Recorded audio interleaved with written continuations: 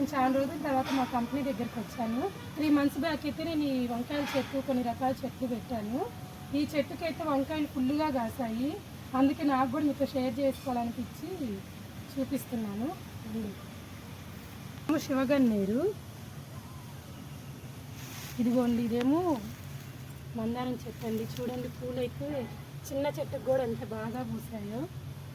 నేరేడు చెట్టు అండి, పనస చెట్టు అండి. ఇదిగోండి ఇప్పుడు నేను వంకాయలు కోస్తున్నాను. కాయలు బాగా వచ్చాయి, అందుకే మీతో షేర్ చేసుకోవాలనిపించి చూపిస్తున్నానండి.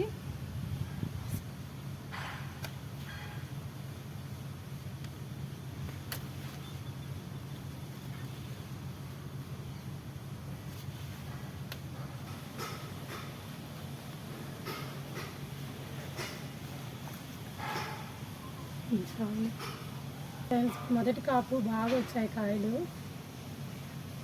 ఈ వీడియో మీకు నచ్చినట్లయితే లైక్ చేసి షేర్ చేసుకొని సబ్స్క్రైబ్ చేసుకోండి.